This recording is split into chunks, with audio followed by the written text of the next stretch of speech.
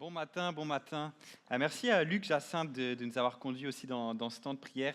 C'est quelque chose qui est essentiel dans la vie de l'Église, qu'on puisse prier les uns pour les autres. Puis c'est quelque chose que je vous encourage au cours de cette semaine de pouvoir garder en tête Patrick et cet enfant aussi, de pouvoir continuer à prier pour eux. Est-ce que vous êtes réveillés ce matin? Est-ce que tout le monde a pris un bon café? Ouais, génial. Ok, ça va bien se passer. Je suis content, on va pouvoir poursuivre ce matin la thématique, comme Pierrick l'a dit, gagner le combat des pensées. Puis ce matin, on va parler des pensées qui nous reviennent sans cesse en tête. Tu sais, des pensées que tu n'arrives pas à te débarrasser, des pensées qui finissent toujours par repopper. Par exemple, cette musique de générique d'un dessin animé random, genre Bob l'éponge, qui ne quitte pas ta tête. Ou alors, cette petite voix dans ta tête qui te répète encore et encore, et est-ce que j'ai vraiment déposé mes enfants à l'école avant d'aller au travail, ou est-ce que je les ai oubliés à la maison? Je vous donne quelques exemples absurdes, mais en réalité, on a tous des pensées sur des sujets plus sérieux, bien que les enfants, c'est quand même sérieux, mais on a tous des pensées qui nous reviennent sans cesse. Ça peut être des regrets du passé. Et si j'avais pris une décision, est-ce que tout ça, ça serait différent? Ça peut être des inquiétudes pour l'avenir. Et s'il m'arrivait quelque chose? S'il arrivait quelque chose, un accident à mes enfants? Ça peut être des critiques internes. Je ne suis pas assez bon. Des peurs irrationnelles. Les autres vont me juger. Des pensées obsessionnelles liées à la perfection. Je dois absolument finir tout ce travail aujourd'hui. Des préoccupations liées aux relations personnelles. Pourquoi est-ce que cette personne ne m'a pas répondu? Est-ce qu'elle a quelque chose contre moi? Est-ce que vous avez déjà eu une pensée qui vous revient sans cesse en tête? Un peu comme un disque rayé dans votre tête. Et comment est-ce que ça vous a influencé? Mais avant qu'on se lance dans notre sujet, je veux vous rappeler quelques idées qu'on a vues avec Corentin la semaine dernière. Parce que si tu n'étais pas là, et même si tu étais là, c'est toujours bon de faire un petit rappel. On a vu la semaine dernière avec Corentin que notre esprit est un véritable champ de bataille. Si tu as déjà vu le film Inside Out, ou en bon québécois, Sans dessus-dessous, tu vois dans ce film, ça illustre bien qu'il y a un combat intérieur qu'on a tous dans notre tête, dans nos pensées, entre différentes émotions, différentes pensées conflictuelles. Notre esprit est un vrai champ de bataille. Et on a un combat à mener au niveau de nos pensées parce que plusieurs mensonges sont venus infiltrer nos pensées. La vérité, c'est qu'on lutte tous avec des pensées qui sont mauvaises et qui sont destructrices. Le sentiment de jamais être à la hauteur, des troubles alimentaires, de l'orgueil, de l'angoisse, de la dépression, de l'attirance envers des images malsaines. Et la Bible, ce qu'elle nous encourage, c'est pouvoir combattre ces pensées-là.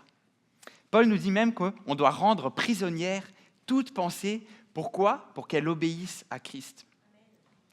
Mais tu peux te dire, pourquoi est-ce que c'est si important que je mène ce combat des pensées? Dans le fond, c'est juste dans ma tête. Personne n'a accès à ces choses-là. Il y a une vieille citation qui dit ça. Surveille tes pensées, elles deviennent tes mots. Surveille tes mots, ils deviennent tes actions. Surveille tes actions, elles deviennent tes habitudes. Surveille tes habitudes, elles deviennent ton caractère. Tout part en fait de l'intérieur, de nos pensées. Et la Bible, elle dit la même chose en Matthieu 12, elle dit « La bouche exprime ce dont le cœur est plein ». La vérité, c'est ce qui occupe ton esprit, va déterminer quelles vont être tes paroles, quelles vont être tes actions, et même ultimement va avoir un impact sur ta vie d'une manière globale. Ce que tu penses influence la direction dans laquelle ta vie avance. Donc si on veut avoir une vie qui est complètement transformée, c'est essentiel que ça commence par des pensées qui soient transformées. Mais il y a une bonne nouvelle, c'est que Jésus, il est venu non seulement pour te sauver, mais il est aussi venu pour transformer chaque aspect de ton être, y compris tes pensées. Et ce qu'on veut voir dans notre thématique « Gagner le combat des pensées », c'est de voir comment, justement, Dieu va nous aider à gagner ce combat contre nos pensées qui sont mensongères, nos pensées qui sont destructrices. Parce que Dieu veut nous aider à remporter cette bataille pour changer durablement notre vie. Et Corentin a débuté notre thématique en parlant la semaine dernière des mensonges qui peuvent être présents dans nos vies. Et il a introduit un premier principe, on le voit sur la diapo suivante, c'est le principe de remplacement. Il nous a parlé du fait que ça consiste à identifier un mensonge dans nos pensées, puis de le remplacer par une vérité biblique. Et aujourd'hui, ce matin, on va avoir un deuxième principe. Ce principe est inspiré de Sivla, si tu veux creuser, ça s'appelle « Winning the War in Your Mind ». Et ce principe, c'est le principe de reprogrammation. Reprogrammer notre cerveau, renouveler notre intelligence. Comme une mise à jour d'un logiciel ou comme une mise à jour iOS sur ton téléphone, le but de cette mise à jour, c'est de régler des problèmes, des bugs qu'il y a dans le logiciel pour qu'il fonctionne d'une meilleure manière. Et de cette manière, nous aussi, on a besoin d'une mise à jour de notre cerveau. On a besoin d'une reprogrammation. Et on va voir ce matin ensemble comment est-ce que Dieu peut renouveler notre intelligence, briser nos schémas de pensée, briser des mauvais patterns de pensée qu'on a tous. Et c'est mon titre ce matin, le renouvellement de l'intelligence, briser nos habitudes de pensée. Et il y a un verset qui va nous accompagner vraiment tout au long de la matinée, et on va l'étudier plus en détail plus tard, mais je vais déjà vous le lire, comme ça vous l'avez déjà dans votre tête, et vous allez le retenir pour le reste de la matinée. Ne vous conformez pas au monde actuel, mais soyez transformés par le renouvellement de l'intelligence, afin de discerner quelle est la volonté de Dieu, ce qui est bon, agréable et parfait. Donc lançons-nous, regardons ensemble comment Dieu veut renouveler notre intelligence et briser nos habitudes de pensée. Et la première partie qu'on va voir ensemble, ça s'intitule « Les mauvaises connexions et les rails circulaires ». Très très mystérieux comme titre, mais tu vas voir très vite où ça s'en va. Est-ce que vous avez déjà remarqué à quel point on peut avoir des habitudes de pensée, de comportement qui sont tellement profondément ancrées, enracinées en nous? On essaye de les changer, mais ça refait toujours surface. On essaye de changer les choses, mais en fait, au final, ces pensées reviennent, ces comportements reviennent, alors que c'est des choses qu'on haït et qu'on aimerait changer. S'inquiéter sans arrêt, alors que tu sais que c'est une perte de temps et que ça te rend malade. S'engager à plus te disputer avec ton conjoint, mais toujours finir par avoir des chicanes avec lui. Se dire hey, « je ne veux plus me préoccuper du regard des autres », mais toujours finir par se poser 36 questions sur ce que les autres pensent de toi, à peine tu as dit quelque chose, à peine tu fais quelque chose. Capoter parce que tes factures de ta carte de crédit sont toujours hautes, mais toujours finir par faire des achats non nécessaires. Décider de perdre du poids, mais finir par céder à la petite voix qui dit « hey, c'est juste un coke ». Et Paul, il parle de ça dans la Bible, on en parle de ce sujet-là, dans Romains 8, ce verset qui dit « J'ai la volonté de faire le bien, mais je ne parviens pas à l'accomplir. En fait, je ne fais pas le bien que je veux, mais je fais au contraire le mal que je ne veux pas. » Et on est confrontés, plusieurs d'entre nous, à ça. Vous savez, en Estrie, on a une spécialité. On a quelque chose dont on est très bon pour faire ça. Ça se passe dans d'autres endroits du monde, autre part qu'en Estrie, autre part au Québec, même ailleurs dans le monde. Mais nous, on est capable de le faire mieux que n'importe qui d'autre. Mais par contre, je vous rassure, en fait, il n'y a pas grand monde qui nous envie de cette spécialité-là. Cette spécialité-là, vous la connaissez, c'est les rails sur la route. C'est vraiment une spécialité en Estrie. Tu sais, quand tu es dans la montée, tu montes, puis l'asphalte est tellement creusé que tu roules, puis ça t'aspire carrément dedans, puis tu es incapable de te retenir d'aller dedans. Et quand tu veux sortir, il faut vraiment que tu prennes ton volant à deux mains et que tu te donnes un bon swing pour sortir de ce rail-là. Ça, c'est les joies de l'Estrie. Puis en bon québécois, on appelle ça des rails, mais le vrai mot en français, c'est des ornières. Donc si tu vas m'entendre utiliser ce mot ornière, tu sauras de quoi je parle. Et en fait, la réalité, c'est que souvent, toi et moi, on est piégés dans ces rails mentaux. Alors qu'on prend la décision de vouloir se détacher de ces pensées nocives qui reviennent sans cesse, on est aspiré et notre cerveau retourne irrémédiablement à ces pensées. On retombe toujours dans les mêmes problèmes. Et vous savez quoi? En fait, il y a une explication qui est physiologique, qui est biologique derrière tout ça. Puis on va parler de science pendant 2 minutes, mais reste avec moi parce que je vais rendre ça le plus simple possible. Notre cerveau, il y a quelque chose de très remarquable avec notre cerveau, c'est qu'il est vraiment modulable, il est flexible, grâce à un phénomène qu'on appelle la plasticité cérébrale. Ça signifie que ton cerveau il est capable de se réorganiser et de créer des nouvelles connexions tout au long de ta vie. Et ça, c'est quelque chose de très important parce que ça permet à ton cerveau de s'adapter, ça te permet d'apprendre des nouvelles choses, de mémoriser de nouvelles choses, d'apprendre des nouvelles habitudes, d'apprendre un nouvel instrument. Lorsque tu penses à quelque chose pour la première fois, ou lorsque tu apprends quelque chose de nouveau, admettons, tu commences à apprendre le piano, il va y avoir des nouvelles connexions qui se font dans ton cerveau, des nouvelles connexions neuronales. Puis au début, elles seront très fragiles. Mais plus tu vas répéter cette action, plus tu vas répéter cette pensée, plus ces connexions elles vont devenir de plus en plus fortes, de plus en plus efficaces, ce qui facilite cette action ou cette pensée pour le futur. Et on appelle ça le renforcement synaptique. En d'autres termes, chaque fois que tu penses à quelque chose, ça va créer une nouvelle connexion dans ton cerveau. Et si tu repenses à nouveau, cette connexion va devenir plus forte. Et ça va devenir de plus en plus facile de repenser à la même chose. En fait, ces chemins neuronaux sont un peu comme des rails qui se creusent de plus en plus profondément dans ton cerveau. Et c'est quelque chose qui est largement reconnu par la communauté scientifique depuis plusieurs décennies et qui a été démontré par de nombreuses études. Et de base, Dieu il a créé ces schémas neuronaux pour être une bonne chose. Par exemple, si tu apprends à ton enfant comment se brosser les dents, si tu as déjà fait ça avec ton enfant au début c'est très chaotique, c'est très mécanique, haut, bas, puis tu vois son enfant qui se bave partout, que ça coule partout sur lui. Vous avez tous connu ça si vous êtes des parents.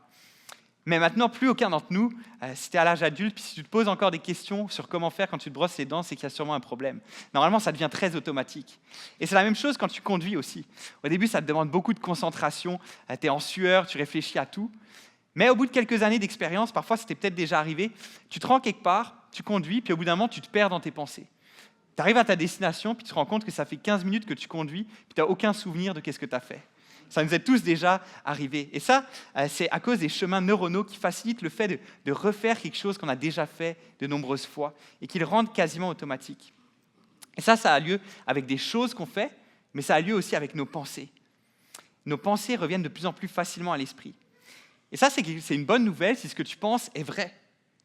Mais à cause du péché, ces chemins neuronaux peuvent aussi être une mauvaise chose. C'est une terrible nouvelle si ce que tu crois est un mensonge.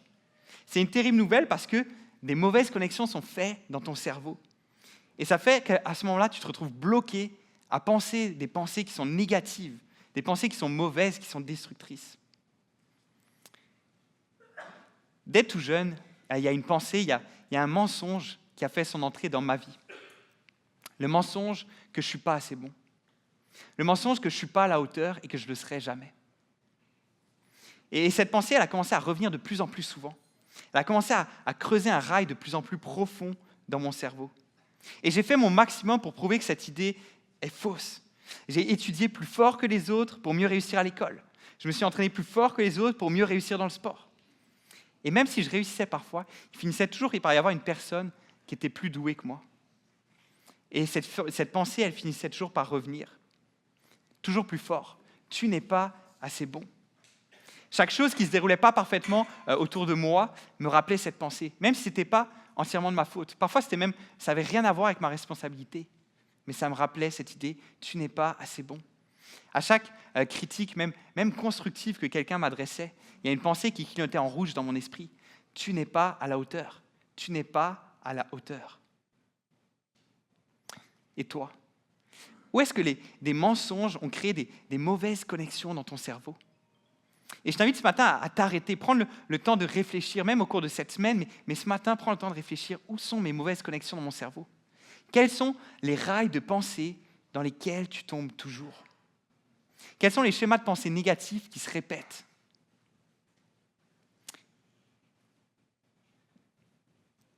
Peut-être que le mensonge qui a pris place dans ta vie, c'est de croire toujours que tu es une victime. Il y a plusieurs événements malheureux qui sont produits dans ta vie, peut-être de l'intimidation à l'école, des abus, un divorce. Et tu as fini par te dire, à avoir cette pensée qui te revient tout le temps, les gens vont toujours finir par me blesser. Dès qu'une mésaventure se produit dans ta vie, tu as l'impression que ça arrive qu'à toi, jamais aux autres. C'est injuste, je suis maudit, je serai toujours une victime. Peut-être que le rail dans lequel tu tombes toujours, c'est de croire que tu réussiras jamais dans la vie. Le chômage, les dettes ont toujours fait partie de la vie de mes parents, même de mes grands-parents. Moi aussi, je suis condamné à échouer. C'est mon destin. Peut-être que le rail dans lequel tu tombes toujours, c'est des pensées colériques. Dès qu'il y a quelque chose qui se passe d'une manière que tu ne voudrais pas, tu perds le contrôle, puis la première chose qui vient, c'est des pensées colériques. Peut-être que l'ornière dans laquelle tu retombes toujours, c'est de croire que les autres ne t'aiment pas, qui te jugent, qui te trouvent étrange. Tu seras toujours isolé socialement. Peut-être que les pensées dans lesquelles tu retombes souvent, c'est la jalousie. Dès que tu vas au gym, dès que tu es sur Instagram, tu commences à jalouser les autres personnes que tu vois. Pour toi, ce n'est peut-être pas la jalousie, mais c'est le désir sexuel que suscite le gym ou Instagram. Tes yeux regardent là où il ne faut pas, et ça réveille des pensées qui sont bien ancrées en toi et que tu ne peux plus freiner. Quelles sont les habitudes de pensée négatives dans ta vie? Demande à Dieu de te révéler ce matin. Quelles sont tes habitudes de pensée négatives dans ta vie?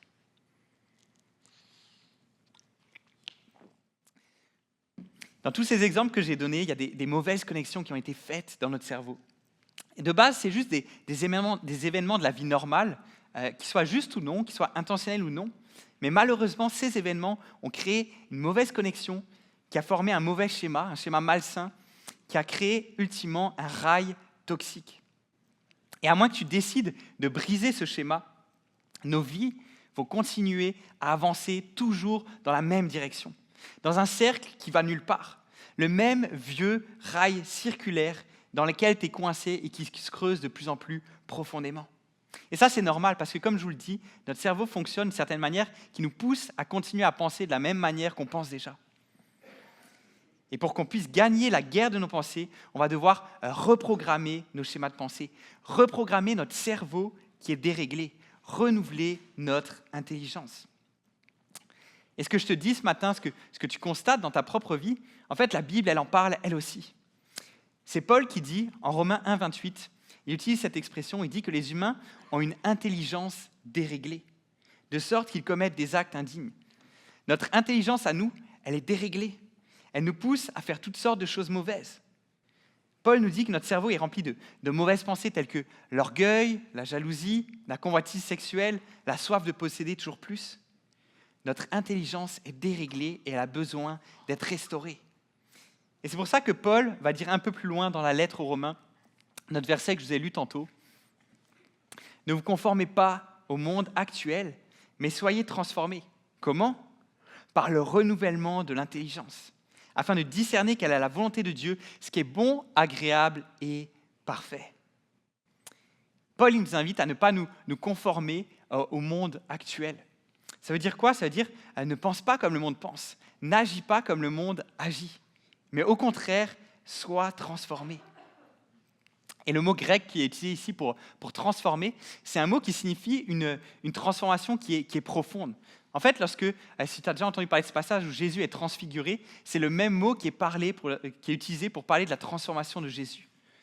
Donc ce que Dieu veut faire dans ta vie, ce n'est pas juste quelques petites améliorations, quelques petites upgrades dans ta vie. Non, il veut faire un changement qui est profond, un changement qui est radical dans ta vie. Et ce changement, il passe par quoi ? Il passe par un renouvellement de ton intelligence. Dieu souhaite changer notre manière de penser. Il souhaite réorienter nos pensées pour qu'on puisse faire ce qui est selon sa volonté, ce qui est bon, agréable et parfait. Et cette expression « soyez renouvelés », je l'aime beaucoup, parce qu'il y a quelque chose d'intéressant qui est derrière et ça mérite qu'on s'arrête. Paul, il ne dit pas « transformez-vous », travaillez sur vous-même, faites tous les changements nécessaires pour votre vie et ça va aller mieux. Non, il dit « soyez transformés ». Ça démontre que, ultimement, la transformation, elle ne vient pas de toi, elle ne vient pas de vous. Ultimement, la transformation, elle est accomplie par Dieu. On n'a pas le pouvoir de changer notre manière de penser. On n'a pas le pouvoir de reprogrammer notre cerveau. Mais Dieu, lui, il l'a. Et ça, c'est la bonne nouvelle. Et Dieu, par contre, il ne nous demande pas d'être complètement inactif, de laisser faire et d'être inactif dans ce processus. La transformation, elle est accomplie par Dieu, mais les croyants doivent coopérer pour qu'elle ait lieu. Donc, si tu es coincé dans des pensées qui sont négatives, dans des rails malsains, il y a une bonne nouvelle. Dieu nous a donné un moyen pour nous en sortir. Il veut et il peut renouveler ton intelligence. Mais il y a un problème là-dedans. Souvent, le problème, c'est que la manière dont on traite nos soucis, la manière dont on traite les problèmes dans nos vies, c'est qu'on se focus sur notre comportement, sur nos actions, en s'engageant à commencer ou à arrêter telle chose. Je vais donner des exemples. Par exemple, je vais arrêter de fumer le 1er janvier. Cette année, on se l'est tous dit au moins une fois dans notre vie, je vais manger sainement, puis je vais aller 3 fois au gym par semaine. Je vais arrêter de dater des gars toxiques. En fait, je vais arrêter de dater tout court. Ça y est, c'est la dernière fois, je ne vais plus jamais regarder de pornographie. Et souvent, ces décisions, elles ne tiennent pas, ou pas si longtemps que ça. Pourquoi ? La modification des comportements ne fonctionne pas parce que justement, elle est centrée sur les comportements. On ne s'attaque pas à la racine du problème. On ne s'attaque pas à la pensée qui va produire ce comportement. On ne s'attaque pas, pour être plus précis, au chemin neuronal qui conduit à ce comportement. C'est comme si tu perdais un doigt. Tu te coupais un doigt, tu te perds un doigt, puis tu te dis « Oh, ça va bien aller, je vais me prendre 2-3 Tylenol. » Mais tu sais, les Tylenol extra forts, là, ceux-là, ça va marcher, ça va aller mieux avec ça. Ça va régler le problème. Tu vas peut-être faire disparaître la douleur. Encore, je te conseille de prendre un quatrième, peut-être, si tu veux faire disparaître la douleur. Mais si tu veux, ça va faire juste disparaître un symptôme. Tu ne vas pas régler le fond du problème. Très souvent, on ignore le réel problème du mensonge qui est en arrière et qu'on croit. Le mensonge du rail mental dans lequel on est coincé. Et on s'attaque plutôt aux symptômes, mais pas à la source. Mais la vérité, c'est que même si tu changes tes actions, pendant un certain temps, il y a un risque que le problème original revienne. Il va revenir à moins que tu retires le mensonge à la racine du comportement. À moins que tu remplaces le chemin neuronal qui conduit à ce comportement par un nouveau chemin neuronal. À moins que tu remplaces ce rail de mensonge par une tranchée de vérité. Et c'est pour ça que la chrétienté, ça n'a jamais été une histoire de transformation de comportement. Mais ça a toujours été une histoire d'une transformation de vie qui est complète. Une transformation qui est profonde, qui est entière de notre être tout entier. Ça a toujours été, à ce propos, la vie chrétienne. Créer une tranchée de vérité. C'est le titre de ma deuxième partie ce matin. Créer une tranchée de vérité. Est-ce qu'il y en a dans la salle qui aiment regarder des films historiques de guerre? Est-ce qu'il y en a qui regardent ça de temps en temps? Ouais, je vois quelques mains quand même. Moi, j'aime ça. J'aime regarder des films sur la Première Guerre mondiale ou sur la Seconde Guerre mondiale, surtout des bons classiques comme « Il faut sauver le soldat Ryan ». Sûrement que vous connaissez ce film-là. Un de mes films préférés, de guerre en tout cas. Et si tu as déjà regardé ce genre de film, tu vois qu'à un moment, les personnages, les soldats, vont se réfugier dans des tranchées, comme on le voit dans l'image suivante dans ce film « Il faut sauver le soldat Ryan ». Alors que les rails sur les routes, ça a été creusé de manière involontaire, puis c'est quelque chose qui est néfaste, voire même dangereux. Les tranchées, elles ont été créées de manière volontaire. Et elles sont bénéfiques. Elles permettent d'éviter les balles. Elles permettent de se protéger pour ne pas être une cible facile pour l'ennemi sur un champ de bataille. Et dans ce combat que nous, on mène dans nos pensées, on a aussi besoin de creuser des tranchées. On a besoin de creuser des tranchées de vérité pour nous protéger des attaques de l'ennemi, pour nous protéger des mensonges de Satan, pour ne pas devenir une cible facile. L'antidote, lorsqu'on a un chemin neuronal qui est négatif, c'est un nouveau chemin neuronal. À la place de vivre dans un rail de mensonges, la solution, c'est de créer une tranchée de vérité qui est plus profonde et qui fera dériver le flot de tes pensées, de tes anciens chemins vers tes nouveaux chemins. Mais la vérité, c'est que toi et moi, on n'a pas cette capacité, on n'a pas le pouvoir de remplacer ce rail de mensonges par la tranchée de vérité. Seul Dieu peut faire cette transformation-là. Mais Dieu t'invite ce matin à collaborer avec lui de 3 manières différentes. Il t'invite à collaborer de 3 manières pour qu'il puisse opérer cette transformation dans ta vie, pour qu'il puisse renouveler ton intelligence. Comment créer cette tranchée de vérité ? Ça, c'est notre question principale ce matin. Comment est-ce qu'on va pouvoir créer une tranchée de vérité qui va briser nos patterns de pensée négatifs qui sont basés sur des mensonges? Et comme je viens de vous le dire, Dieu veut qu'on collabore avec lui de 3 manières différentes pour qu'il puisse opérer cette transformation. La première chose qui est essentielle, c'est trouve les vérités dans la parole de Dieu et médite-les. On doit remplacer ces rails de mensonges par une tranchée de vérité. Mais où est-ce qu'on peut trouver ces vérités? Où est-ce qu'on peut trouver ces nouvelles pensées? Petit indice, ce n'est pas ici que tu vas pouvoir les retrouver. On peut passer à la diapo suivante. Ce n'est pas dans ces endroits-là que tu vas pouvoir trouver ces vérités. La vérité, c'est qu'on doit regarder à la parole de Dieu. C'est elle qui va être l'arme, c'est elle qui va être l'épée que Dieu nous a donnée pour ce combat-là. C'est J.I. Packer, un célèbre théologien du siècle dernier, qui a dit ceci. Le processus de sanctification commence par la transformation de l'esprit. Et cette transformation, elle est provoquée comment? Elle est provoquée par la lecture et la méditation des Écritures. La Bible nous guide, modèle et renouvelle nos pensées, et à travers elle, Dieu nous montre sa volonté parfaite. Ça, c'est ce que J.I. Packer nous dit. Mais Jésus lui-même nous dit la même chose en Jean 8, 30 à 32. Jésus nous dit, comme Jésus disait cela, beaucoup crurent en lui. Alors il dit aux Juifs qui avaient cru en lui, « Si vous demeurez dans ma parole, vous êtes vraiment mes disciples. Vous connaîtrez la vérité et la vérité vous rendra libre. » On doit aller à la parole de Jésus. Le verset s'affiche ici. On doit aller à la parole de Jésus, on doit aller à la parole de Dieu et on doit demeurer en elle. C'est là qu'on va pouvoir trouver la vérité. Et cette vérité-là va nous rendre libres. Cette vérité-là va nous rendre libres dans nos pensées. Peu importe quelles sont les pensées destructrices, quelles sont les pensées négatives qui te reviennent encore et encore, la Bible parle d'une manière ou d'une autre de tes soucis-là. La bonne nouvelle, c'est que la Bible parle de tous nos problèmes. Et la solution, c'est que tu ailles dans la Bible, tu ailles chercher des versets spécifiques qui s'adressent de ton problème, qui parlent du problème que tu as, de tes pensées négatives. Trouve ces versets-là. Trouve ces versets qui parlent de tes mauvais schémas de pensée. Puis ensuite, rassemble ces versets. Écris-les dans tes notes sur ton cellulaire, écris-les sur des post-it que tu colles au-dessus de ton bureau pour que tu puisses y revenir encore et encore. Et je t'encourage même à écrire ensuite une déclaration personnelle qui va être basée sur ces versets. Une déclaration personnelle qui est en fait ce que toi tu déclares être vrai dans ta bataille, contre les mensonges que tu es tenté de croire. Écris ta déclaration à partir de la parole de Dieu et approprie-toi cette déclaration. Écris-la d'une manière qui te parle, d'une manière qui t'inspire et place-la dans un endroit où tu pourras facilement la voir et la mémoriser. Le but, c'est que ces vérités bibliques, ces versets-là, cette déclaration, ça devienne ton nouveau chemin neuronal. Ça devienne ta tranchée de vérité intentionnelle. Puis laisse-moi maintenant te donner quelques exemples de ce que ça pourrait être, ces versets-là et cette déclaration. Peut-être c'est un peu flou pour toi, donc là, ça va devenir plus concret. Comme je vous l'ai dit, depuis longtemps, moi, j'ai une pensée mensongère qui me revient en tête. Tu n'es pas à la hauteur. Mais voici comment Dieu m'a libéré de l'emprise de cette pensée. Voici comment je réponds à l'ennemi à chaque fois qu'il essaye de me réattaquer avec ce mensonge. Voici comment je lui réponds.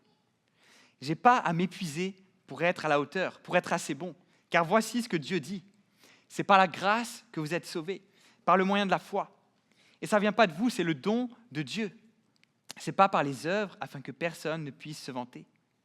Je n'ai pas besoin de me battre pour être à la hauteur, je n'ai pas besoin de me battre pour être assez, parce que Jésus, lui, a été assez. Voici ce qu'il a déclaré au moment de mourir, tout est accompli. Donc ma valeur, elle ne dépend pas de moi, elle ne dépend pas de ce que je fais, elle ne dépend pas de comment je me sens, mais elle dépend du prix que quelqu'un a payé pour moi. Et si Dieu a payé le plus grand des prix en envoyant son Fils mourir pour moi, c'est que j'ai une valeur infiniment grande à ses yeux.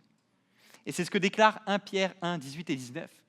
Vous le savez en effet, ce n'est pas par des choses corruptibles comme l'argent ou l'or que vous avez été rachetés de la manière de vivre, dépourvus de sens, que vous avez transmise vos ancêtres, mais c'est par le sang précieux, précieux de Christ qui s'est sacrifié comme un agneau sans défaut et sans tache.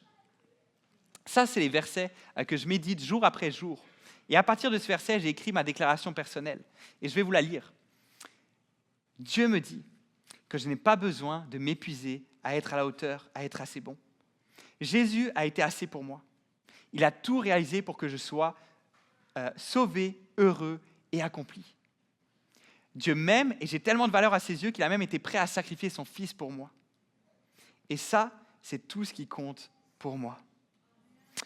Et ce qui est magnifique, c'est qu'au travers de cette déclaration, au travers de ces versets, lorsque je les médite, Dieu a créé une tranchée de vérité dans mon esprit qui me protège maintenant des attaques de l'ennemi. Ça, c'est mon problème. Peut-être que ton problème, c'est que dès que quelque chose ne va pas dans ta vie, tu te réfugies dans la nourriture. C'est ton réconfort. Et voici quelques vérités qui se trouvent dans la Bible et qui répondent à ton souci. Honorez donc Dieu dans votre corps. Jésus répondit, « C'est moi qui suis le pain qui donne la vie. Celui qui vient à moi n'aura plus jamais faim. Éternel, toi ma force, mon rempart, toi mon refuge au temps de ma détresse. » Et inspiré par la parole de Dieu, inspiré par ces versets, ta déclaration personnelle pourrait ressembler à ça. Quand je suis stressé ou dans la détresse, je me tourne vers Dieu et non vers la nourriture. Je me tourne vers Jésus parce qu'il est ce dont j'ai réellement besoin. Il est ma force, ma forteresse et mon refuge. Peut-être que les pensées négatives qui t'assaillent, c'est le désir sexuel, c'est la convoitise. Voici certaines vérités sur ce sujet qu'on trouve dans la Bible. Fais ta joie de la femme de ta jeunesse, que le mariage soit honoré de tous et le lit conjugal épargné par la souillure. Vous avez appris qu'il a été dit, tu ne commettras pas d'adultère. Mais moi je vous dis, tout homme qui regarde une femme pour la convoiter a déjà commis un adultère avec elle dans son cœur. Mais il y a aussi ce verset. Aucune tentation ne vous est survenue qui n'ait été humaine. Dieu est fidèle et il ne permettra pas que vous soyez tentés au-delà de vos forces. Mais avec la tentation, il préparera aussi le moyen d'en sortir afin que vous puissiez la supporter. Et basé sur ces versets, voici quelle pourrait être ta déclaration personnelle. Le désir sexuel n'est pas mon maître. Par sa mort et sa résurrection, Jésus m'a racheté et m'a donné des pensées pures. Je ne convoiterai pas une autre femme ou un autre homme, car je me suis engagé avec Dieu. Et par la puissance de Christ, j'ai le pouvoir de résister à cette tentation. Dieu est toujours fidèle et lorsque je suis tenté, il pourvoit toujours un moyen pour m'en sortir. Voici des exemples. Et je t'encourage vraiment à réfléchir cette semaine. C'est quoi ton pensée de schéma négatif? Et quelles que soient tes pensées négatives, cherche dans la parole de Dieu les vérités qui y répondent. Inspire-toi-en pour écrire ta déclaration personnelle. Et médite ces vérités encore et encore. Au travers de ça, Dieu va creuser une tranchée de vérité qui est de plus en plus profonde dans ton esprit. Est-ce que je te partage cette démarche, cette solution-là? En fait, la Bible en parle elle-même. Ce n'est pas quelque chose qui sort de nulle part. La Bible nous encourage à nous imprégner des vérités de la parole de Dieu pour résister à l'ennemi. C'est ce que déclare le psaume 119, 11. « Je serre ta parole dans mon cœur afin de ne pas pécher contre toi. » C'est ce qu'on doit faire nous tous. On doit serrer la parole de Dieu dans notre cœur. On doit la méditer, on doit l'internaliser, on doit la retenir. Et le fait de pouvoir serrer la parole de Dieu dans notre cœur, ça va pouvoir être une arme de dissuasion efficace contre le péché. Et en fait, c'est une technique que Jésus lui-même a utilisée. Alors que Jésus se trouvait dans le désert et qu'il était tenté par Satan, on va voir Jésus répondre 3 fois par cette phrase. « Il est écrit que » en citant, et il répond en citant la parole de Dieu. Jésus, il a mémorisé des versets qui s'appliquent directement aux tentations qu'il a affrontées. Et ça l'a aidé à ne pas pécher. Et si Jésus a utilisé cette tactique-là, je crois que nous aussi, on devrait l'utiliser. On devrait mémoriser des versets en rapport avec nos luttes et nos pensées négatives récurrentes pour pouvoir répondre à l'ennemi. Donc, comment créer une tranchée de vérité? Trouve les vérités dans la parole de Dieu et médite-les. Et je vais m'arrêter 2 minutes sur cette expression « médite-les ». Nathan va vous parler de la méditation plus en détail la semaine prochaine. Mais je vais vous faire un petit teaser de ce que Nathan va vous partager. La méditation, c'est quelque chose qui est très en vogue dans notre société, surtout dans le milieu New Age. Tu sais, tu te mets une petite musique orientale, tu t'allumes une petite chandelle, tu croises tes bras, tu croises tes jambes, et tu commences à faire un avec l'univers. Mais la parole de Dieu, elle nous parle de la méditation aussi très souvent, mais d'une manière qui est quand même pas mal différente. En fait, il y a une différence majeure entre la méditation de notre société et la méditation à laquelle Dieu nous appelle. Cette différence, c'est quoi? C'est que dans la méditation orientale, le principe de base, c'est de vider son esprit et d'essayer de se concentrer sur rien pour atteindre un état de calme. Mais la méditation chrétienne, c'est exactement l'inverse. La méditation chrétienne, ça consiste à ne pas vider son esprit, mais plutôt à le remplir son esprit avec la vérité de Dieu. La méditation dans la Bible, c'est d'être stratégique et d'être délibéré à propos de ce que tu laisses entrer dans ton esprit. Et il y a un verset très connu que vous connaissez sûrement qui parle de ça. C'est Philippiens 4,8 qui nous dit « Enfin, frères et sœurs, portez vos pensées sur tout ce qui est vrai. Remplissez votre esprit des pensées qui sont vraies. » Et on doit choisir, c'est le principe de la méditation, on doit choisir volontairement de porter nos pensées sur tout ce qui est vrai. Parce que si notre esprit s'égare, puis je ne sais pas pour toi, mais j'ai tendance à m'égarer rapidement dans mes pensées, souvent ce n'est pas vers la vérité que je m'égare, mais c'est plutôt vers des mensonges, vers mes peurs, vers les pires scénarios possibles, vers mes insécurités, vers ce que le diable dit de moi depuis de nombreuses années. Donc nous avons besoin de méditer, de remplir notre esprit de qu'est-ce que Dieu dit qui est vrai. Comment créer une tranchée de vérité? Trouve les vérités dans la parole de Dieu et médite-les. Et je veux souligner à ce point-là quelque chose d'important sur cette solution que la Bible nous encourage. Cette solution-là, c'est bien plus que de l'autosuggestion. C'est bien plus que juste se répéter des belles phrases en boucle jusqu'à quand que ça nous conditionne dans notre cerveau et que ça nous amène à changer d'état d'esprit. Pourquoi c'est bien plus? Parce que la Bible est la parole de Dieu. Il y a une puissance, il y a une efficacité dans ces mots qui se trouvent dans la Bible, qui ne se retrouvent pas dans les mots que notre société elle peut nous encourager à nous dire, à nous répéter à nous-mêmes. Notre société nous encourage à nous dire « Répète-toi toi-même, tu es capable, tu vas y arriver, ça va bien aller. Mais dans ces mots-là, il n'y a pas la puissance qui se trouve dans la parole de Dieu. C'est Charles Spurgeon, un des plus grands prédicateurs d'histoire, qui parle du pouvoir de la parole de Dieu dans cette belle citation. Il dit « La Bible a le pouvoir de changer non seulement notre comportement extérieur, mais aussi de transformer nos pensées et nos désirs les plus profonds. C'est par elle que nous apprenons à penser comme Christ pense. » Et ce que Spurgeon dit, en fait, on voit quelque chose de très similaire dans Hébreux 4. Hébreux 4 dit « En effet, la parole de Dieu est vivante et efficace, plus tranchante que toute épée à deux tranchants, pénétrante jusqu'à séparer âme et esprit, jointure et moelle. Elle juge les sentiments et les pensées du cœur. » La vérité, c'est que la parole de Dieu, elle est vivante, elle est efficace pour transformer notre vie. Et Dieu utilise sa parole pour nous transformer, y compris pour transformer nos schémas de pensée, notre intelligence, pour renouveler notre manière de penser. Il y a de la puissance dans la parole de Dieu. Pourquoi est-ce qu'il y a de la puissance dans la parole de Dieu? C'est parce qu'il y a une coopération. La parole de Dieu collabore avec le Saint-Esprit. Les deux collaborent ensemble et c'est pour ça qu'il y a de la puissance dans la parole de Dieu. Le Saint-Esprit est celui qui a inspiré la rédaction de chacun des mots qui se trouvent dans la Bible. Et le Saint-Esprit, c'est aussi celui qui va agir à chaque fois que tu lis la Bible. Il va agir pour te faire en sorte que tu la comprennes, pour faire en sorte que ça fasse écho dans ton cœur, puis pour faire en sorte qu'il y ait des changements qui se passent à l'intérieur de toi.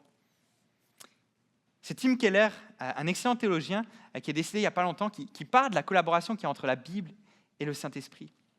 Il dit ceci: « Le Saint-Esprit utilise la parole de Dieu pour renouveler notre esprit. En étudiant la Bible, nous nous laissons remodeler par elle et nos pensées sont de plus en plus influencées par la vérité de Dieu plutôt que par les idéologies du monde. »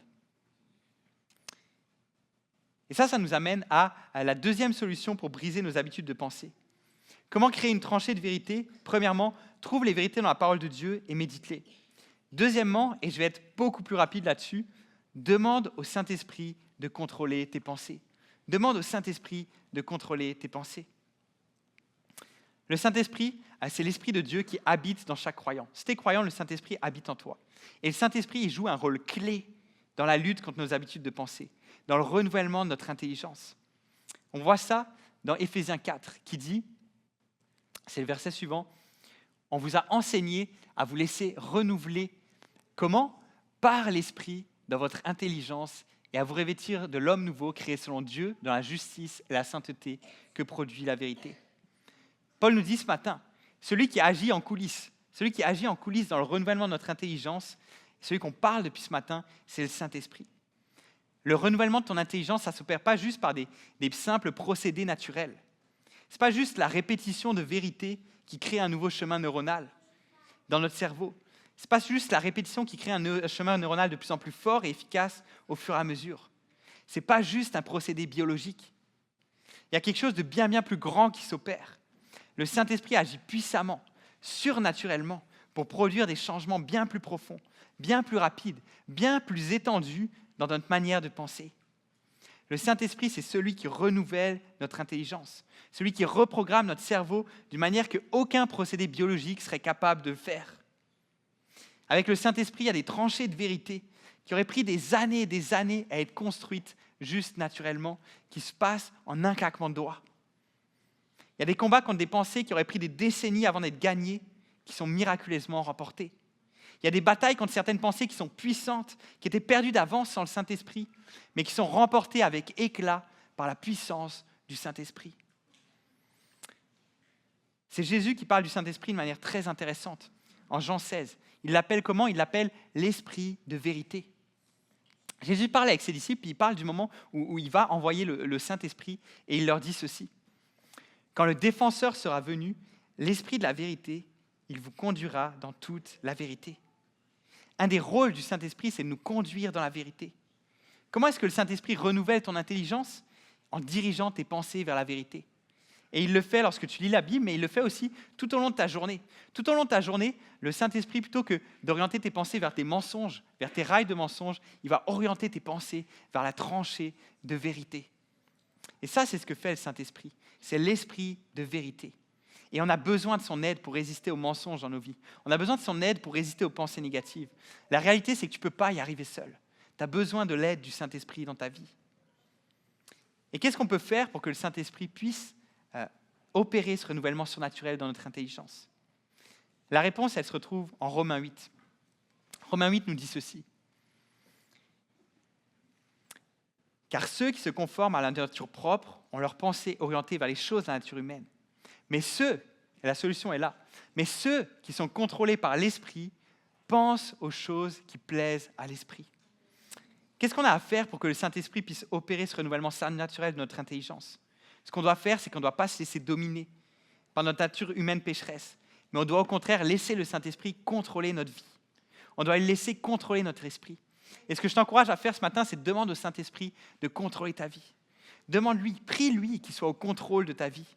Parce que lorsque le Saint-Esprit sera au contrôle de ta vie, alors à ce moment-là, tes pensées vont changer. Tes pensées iront plus vers les mensonges, mais elles iront vers les vérités de Dieu. Elles iront vers ce qui plaît à Dieu. Donc demande au Saint-Esprit de contrôler tes pensées. Et j'invite le band de musiciens à me rejoindre sur scène. Comment briser nos habitudes de pensée? Comment créer une tranchée de vérité? Premièrement, trouve les vérités dans la parole de Dieu et médite-les. Deuxièmement, demande au Saint-Esprit de contrôler tes pensées. Et troisièmement, approche-toi de Jésus. Approche-toi de Jésus. J'ai répété plusieurs fois ce matin, on a besoin de passer d'ornières de mensonges, de rails de mensonges à des tranchées de vérité. Mais pour faire ça, en fait, il n'y a pas de meilleur moyen que de s'approcher de celui qui est la vérité. Il n'y a pas de meilleur moyen de rechercher de celui qui est la vérité, Jésus. Voici comment Jésus se décrit en Jean 14, 6. Jésus, il dit de lui-même, ça c'est comment il se décrit lui-même, il dit « C'est moi qui suis le chemin, la vérité et la vie. On ne vient au Père qu'en passant par moi. » Jésus, c'est lui qui est la vérité incarnée. Et le fait que tu sois en relation avec la vérité vivante a de grandes implications. Le fait d'être en relation avec la vérité en personne, en chair et en os, entraîne des profonds changements dans ta pensée. En s'approchant de Jésus, des patterns de pensée néfastes et basés sur des mensonges sont détruits. Pourquoi? Parce qu'il est la vérité. Dans la Bible, on voit de nombreuses personnes qui ont connu un renouvellement de leur intelligence, qui ont connu des changements profonds de leur vie. Certains, après avoir marché avec Jésus, après avoir collaboré avec lui pendant des mois, voire des années, mais certains aussi, juste avec une seule rencontre avec Jésus. Ils ont eu une seule discussion avec Jésus, mais le fait d'avoir été en présence de la vérité a complètement changé leur vie, a renouvelé leur intelligence et a orienté leur pensée vers la volonté de Dieu, vers ce qui est bon, agréable et parfait. Et je vais te donner quelques exemples. Le premier, celui de la femme samaritaine au puits. Avant de rencontrer Jésus, cette femme avait une vie compliquée, une vie qui était marquée par des relations instables. Elle avait connu plusieurs mariages qui s'étaient tous soldés échec sur échec. Et ce que ça avait créé chez elle, c'est qu'elle évitait la société. Elle allait puiser de l'eau à des heures inhabituelles pour fuir le regard des autres. Pourquoi? Parce que c'était devenue une personne rongée par la honte. Et peut-être que tu te reconnais dans cette femme, que la honte obnubile tes pensées. Mais un jour, cette femme rencontre Jésus. Et celui-ci lui parle avec bienveillance. Il lui parle avec amour. Il lui révèle des vérités profondes sur sa vie, sur son besoin spirituel. Et ça entraîne un renouvellement radical de son intelligence, un renouvellement radical de ses pensées. Elle passe d'une personne qui était enfermée dans sa honte à une messagère qui est enthousiaste, qui va voir tout le monde. Elle part, en fait, cette femme-là qui vivait de manière isolée et cachée, elle part partout dans le village. Elle va dire à tout le monde « J'ai rencontré Jésus, j'ai rencontré celui qui est le Messie. » Quel renouvellement incroyable dans ses pensées. Zachée était un collecteur d'impôts. C'était un homme qui était riche, mais méprisé. Un homme connu pour extorquer des taxes injustes. Ses pensées, ses actions étaient drivées par son avidité. Il arnaquait les gens parce que ses pensées étaient toujours orientées vers le fait d'en vouloir plus, la soif de la richesse. Et peut-être que tu as du mal à te l'avouer à toi-même, parce que ce n'est pas évident de s'avouer ça, certaines choses, certaines pensées. Et j'espère que ce matin, tu es honnête avec toi-même, avec ce que Dieu se révèle sur tes pensées négatives. Mais peut-être que si tu es honnête avec toi-même, dans ton cœur aussi, tu as une soif de toujours posséder plus. Tu es une sorte de Zachée des temps modernes. Mais un jour, Jésus rencontre Zachée. Il s'invite chez lui Malgré ce que la foule désapprobe, la désapprobation de la foule, malgré ce que la foule rejette le fait que Jésus aille chez lui, Jésus il va chez lui. Et cette preuve d'amour, de reconnaissance, bouleverse Zachée.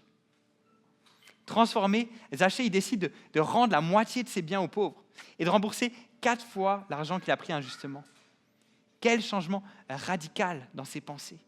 Un passage incroyable de l'avidité à la générosité. Et je crois profondément que Jésus va libérer certains d'entre vous de certaines pensées délétères de manière aussi rapide que ça. Du jour au lendemain, il va mettre fin à certains patterns dans votre vie. Mais parfois, pour certains d'entre vous, ça va plutôt être un renouvellement graduel, progressif, comme Jacques et Jean l'ont connu. Jacques et Jean, c'était 2 disciples, des frères, des disciples de Jésus. Et au moment où ils ont commencé à suivre Jésus, ils avaient un surnom. Ils étaient appelés les fils du tonnerre. Et c'est pourquoi ils étaient appelés comme ça? Parce qu'ils avaient un tempérament fougueux, colérique. Leur pensée était dominée par l'orgueil. Ils voulaient siéger à la droite et à la gauche de Dieu. Ils voulaient que Jésus punisse les autres. Ils étaient intolérants. Ils voulaient voir Dieu punir et faire mourir ceux qui ne voulaient pas le suivre. Pourtant, ils ont vécu aux côtés de Jésus pendant plusieurs mois, plusieurs années. Puis il y a eu lentement une transformation dans leur vie. Lentement, mais sûrement, profondément. Si bien qu'à la fin de la vie de Jean, son surnom a changé.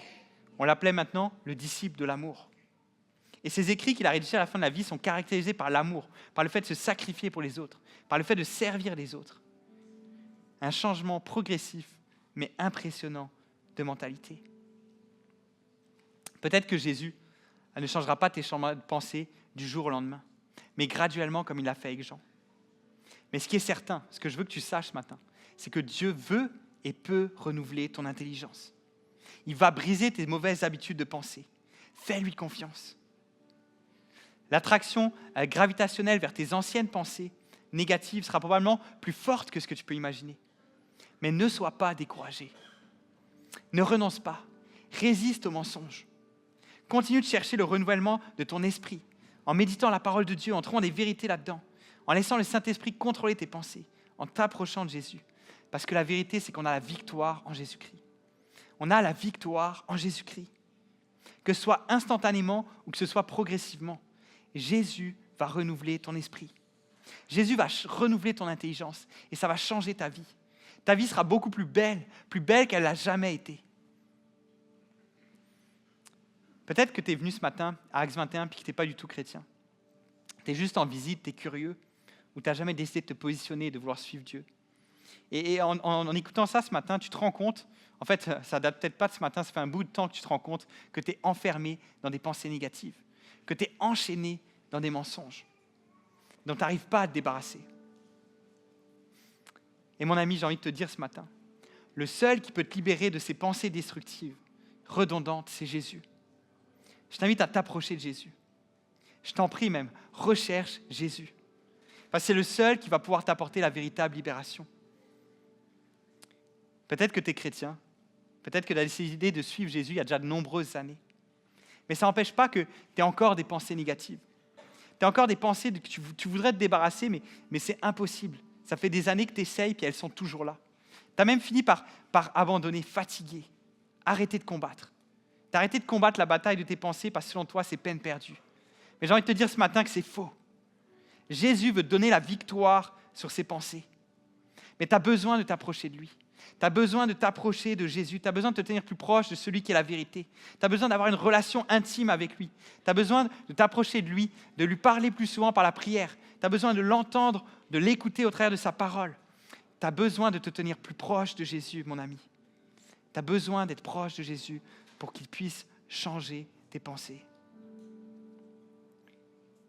Actes 21, dans tout ce qu'on a vu aujourd'hui, c'est important de se rappeler que le véritable renouvellement de l'intelligence ne se fait pas par nos propres forces, mais elle se fait par Christ lui-même. Et la croix est le point central de cette transformation.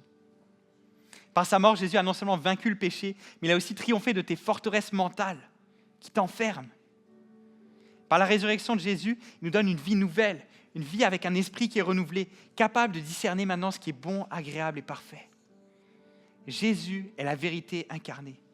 Et c'est en lui que tu vas pouvoir trouver non seulement des réponses à tes mensonges, mais aussi la puissance pour pouvoir démolir ces mensonges.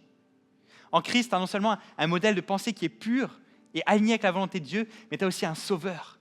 Celui qui va te donner le Saint-Esprit pour te guider et te donner la force dans ce cheminement.